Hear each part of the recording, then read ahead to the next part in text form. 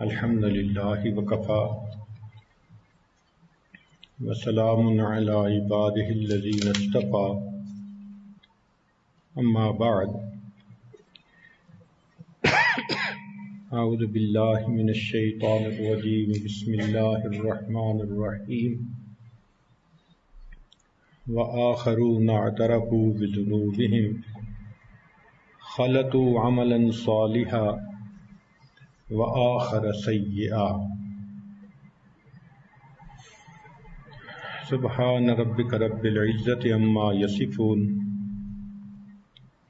وسلام علی المرسلین والحمد للہ رب العالمین اللہم صلی علی سیدنا محمد وعلی آل سیدنا محمد وبارک وسلم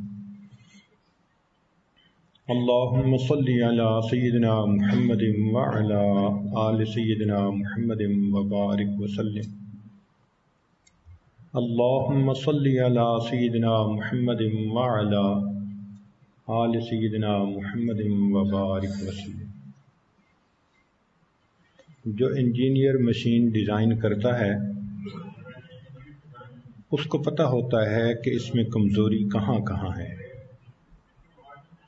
اللہ رب العزت نے انسان کو بنایا تو اللہ تعالیٰ کو معلوم ہے کہ اس میں کیا کیا کمیاں اور کوتاہیاں ہیں۔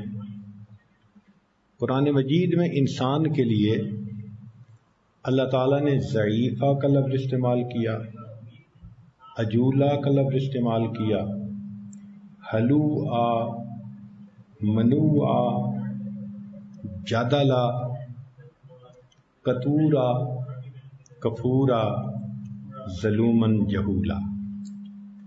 یہ سارے الفاظ اس رب کریم نے انسان کے لیے استعمال فرمائے کہ یہ ایسا کمزوریوں والا انسان ہے، جلد باز ہے، جھگڑالو ہے، ناشکرا ہے۔ یہ ساری کمی کوتاہیاں انسان کے اندر موجود ہیں۔ اس لیے انسان کے بارے میں کہا کہ الانسان مرکب من الخطا والنسیان، انسان خطا اور نسیان کا مرکب ہے۔ خطا کا مطلب جان بوجھ کے بھی غلطی کر سکتا ہے، اور نسیان سے مراد بھول کے بھی غلطی کر لیتا ہے۔ یہ دونوں چیزیں انسان کی سرشت میں ہیں۔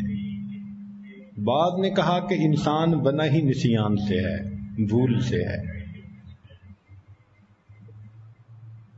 تاہم اچھا انسان وہ ہے اللہ رب العزت کی نظر میں کہ جس کی غلطیاں اس کی نظر میں رہیں۔ امام ربانی مجدد ثانی رحمۃ اللہ علیہ نے اس کے لیے ایک ٹرم استعمال کی، دید قصور، اپنے قصوروں کو دیکھتے رہنا، اپنی غلطیوں کو ٹٹولتے رہنا۔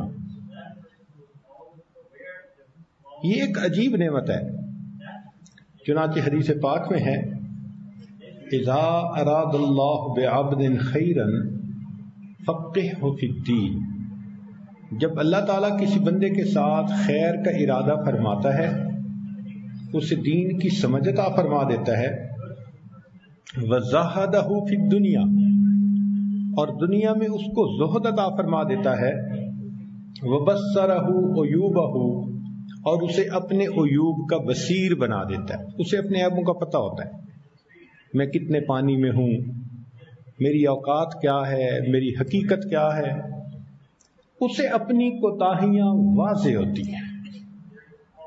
اور جب اللہ تعالیٰ کسی بندے سے ناراض ہوتے ہیں سب سے پہلا کام یہ کرتے ہیں کہ اس کے عیب اس کی نظر سے اوجھل کر دیتے ہیں، اسے اپنے اندر کوئی عیب نظر نہیں آتا۔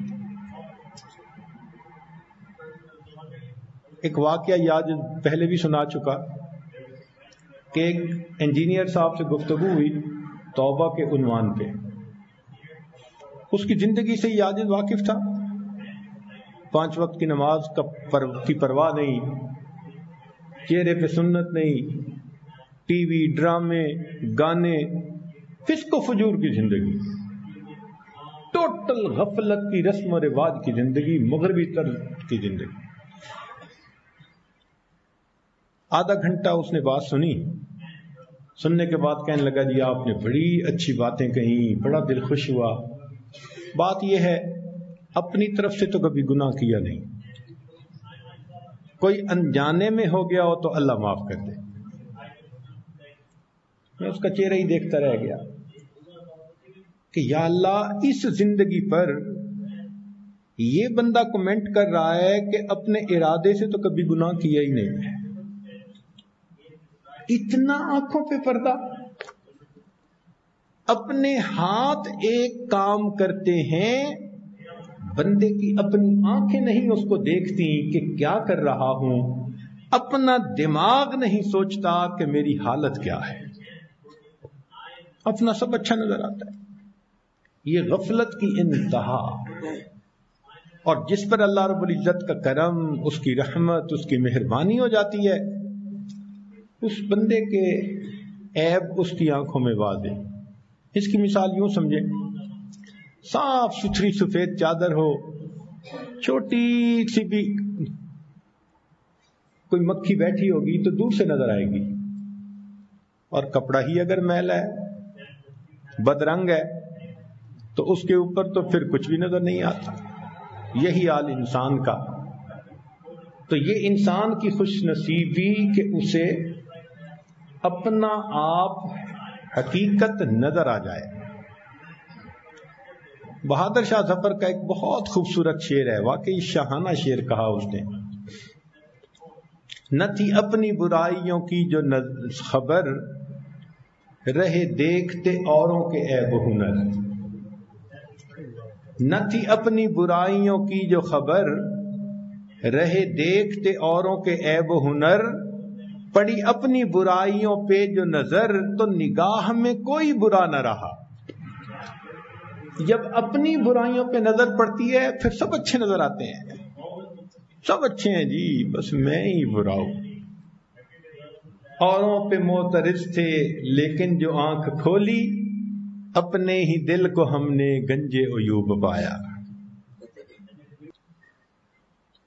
آخر اپنے عیبوں پر نظر ڈالنا، اس کو اچھا کیوں سمجھا گیا؟ ذہن میں ایک سوال پیدا ہوتا ہے، تو اس کی تفصیل سن لیجئے کہ انسان 4 چیزوں سے بنا، آگ، پانی، ہوا اور مٹی۔ یہ جتنے بھی عناصر ہیں ان کی اپنی اپنی صفت ہے، جو ایکٹیویٹ ہو جاتے ہیں ویسی صفتیں بندے کے اندر آ جاتی ہے۔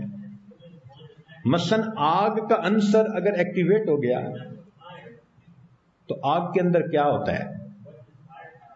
بلندی، تو اس کے اندر میں آ جاتی ہے۔ آگ بھی جلا کے رکھ دیتی ہے ہر چیز کو، یہ بھی حسد کی آگ کے اندر بھنا رہتا ہے کہ کسی اور کو اللہ نے صفت کیوں دے دی، اچھائی کیوں دے دی۔ اس کی حالت ایسی ہوتی ہے، کیوں؟ آگ کا عنصر ایکٹیویٹ ہو چکا، اپنے سے کسی کو یہ بہتر نہیں سمجھے گا۔ اور اگر ہوا کا عنصر ایکٹیویٹ ہو جائے تو بندے کے اندر عجب آ جاتا ہے، بہت جلدی اپنا یہ مرید بن جاتا ہے، اپنا مرید بن جاتا ہے، خوش ہوتا ہے میرے جیسا نیک تو کوئی ہے نہیں۔ ہوا بھر جاتی ہے نا اس کے اندر، اور ہوا اڑاتی بھی ہے بندے کو۔ کسی نے 2 تعریف کے لفظ کہہ دیے، بس ہم جیسا تو کوئی صوفی صافی نہیں۔ اس لیے کہتے ہیں کہ پیر خود نہیں اڑتا، مرید اڑاتے ہیں۔ الفاظ کہتے ہیں نا، قطب الاقطاب، عمدۃ السالکین، زبدۃ العارفین، زمین آسمان کے کلابے ملاتے ہیں، ہوا بھرتی ہے باقاعدہ، غبارہ پھولتا ہے نا جیسے، ایسے بندے کا نفس پھول کے کپا ہو جاتا ہے، پھر کوئی لفظ اپنی مرضی کے خلاف سن نہیں سکتا وہ۔ تیسرا عنصر ہے پانی، اگر یہ ایکٹیویٹ ہو جائے تو بندے کے اندر طبیعت میں سیلانی آ جاتی ہے۔ پانی کو دیکھا، ایک جگہ نہیں ٹکتا، بہتا ہی رہتا ہے۔ ایسے بندہ جس کے اندر پانی کی صفت ایکٹیویٹ کر گئی، استقامت نہیں ہے۔ ذرا شیطان نے پھونک ماری، پھسل گیا۔ ذرا ذہن میں کوئی گناہ کا خیال آیا، پھسل گیا۔ سیلانی طبیعت جو ہے، شیطان کے لیے اس کو بہکانا بائیں ہاتھ کی چھوٹی انگلی کی مانند ہوتا ہے، مسئلہ ہی کوئی نہیں۔ یہ بھی برا ہے۔ ایک عنصر ہے جس کو کہتے ہیں مٹی، اس کے اندر عاجزی ہے۔ تو شریعت نے کہا کہ جتنا اپنے عیبوں پر نظر رکھو گے، تمہیں اپنے اندر تواضع کے پیدا کرنے میں آسانی ہو جائے گی۔ اپنے آپ کو کم سمجھو گے، نہ تمہارے اندر کبر آئے گا، نہ عجب آئے گا، نہ فلاں آئے گا۔ تم ان تمام بیماریوں سے بچے رہو گے۔ ہمبلنیس آئے گی تمہارے اندر، اور یہ ہمبلنیس ہی اللہ کو پسند ہے۔ جیسا انسان کی زندگی ویسے اس کی کیفیت۔ اس لیے شریعت نے کہا کہ دین کے معاملے میں اپنے سے اوپر والوں کو دیکھو، اور دنیا کے معاملے میں اپنے سے نیچے والوں کو دیکھو۔ راز کیا ہے کہ دین کے معاملے میں اپنے سے اوپر والوں کو دیکھیں گے، حسرت ہی رہے گی، کاش ہم بھی ایسے نیک بنتے، ہم بھی تہجد گزار ہوتے، ہم معمولات کی ایسی پابندی کرتے، ہم اتنا تقوی اختیار کرتے، اتنی اتباع سنت کرتے۔ تو انسان اوپر بڑھنے کی کوشش میں لگا رہتا ہے۔ دنیا والوں کو اپنے سے، دنیا داری میں اپنے سے نیچے والوں کو دیکھو تو طبیعت کے اندر قناعت آ جائے گی۔ مجھے اللہ نے روٹی دی، کتنے لوگ ہیں جن کے پاس کھانے کو روٹی ہی نہیں ہے؟ میرا گھر ایسا ہے، کتنے لوگ ہیں جن کے اوپر چھت ہی نہیں ہے، نیلی چھت کے سوا۔ تو نیچے والوں کو دیکھے گا تو دل میں شکر پیدا ہوگا۔ ہمارا حال کیا ہے؟ ہمارا حال یہ ہے کہ دنیا کے معاملے میں اوپر والے کو دیکھنا، دین کے معاملے میں نیچے والے کو دیکھنا۔ چنانچہ جس کے پاس سائیکل ہے وہ کہتا ہے جی فلاں کے پاس تو سائیکل موٹر ہے، جس کے پاس سائیکل موٹر وہ کہتا ہے جی فلاں کے پاس تو کار ہے۔ میں تو بالکل ہی بیکار ہوں۔ جس کے پاس کار ہوتی ہے وہ کہتے ہیں جی فلاں کے پاس تو مرسڈیز ہے۔ اوپر والوں کو دیکھتے ہیں، 0 میٹر ہے جی فلاں کے پاس۔ تو اس سے کیا ہوتا ہے کہ جس حال میں بھی ہو، اللہ کی نعمتوں کا شکر ادا کرنے کی بجائے طبیعت میں ناشکری ہوتی ہے، قناعت نہیں ہوتی، مطمئن نہیں ہوتا بندہ۔ اچھا، دین کے معاملے میں ہم نیچے والوں کو دیکھتے ہیں۔ بیوی کو کہو نہ نماز پڑھو، کہے گا تمہاری بہن بڑی پڑھتی ہے۔ بھئی سمپل سی بات ہے کہ کہو اچھا پڑھوں گی، نہیں، بہن کو کیوں نہیں کہتے؟ میرے اوپر ہی روب چلتا رہتا ہے۔ اپنے سے نیچے والے۔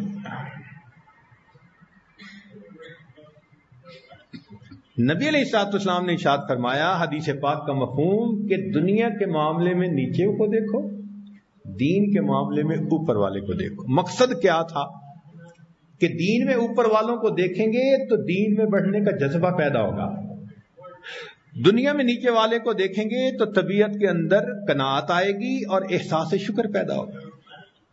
چنانچہ ایک صاحب تھے جو جوتی نہیں تھی، نماز پڑھنے کے لیے مسجد آ رہے تھے، دل میں خیال آیا کہ اللہ میں تو نماز پڑھنے کے لیے مسجد آ رہا ہوں گرمی کے وقت میں، اور میرے پاؤں جل رہے ہیں، تو نے مجھے جوتا ہی نہ دیا۔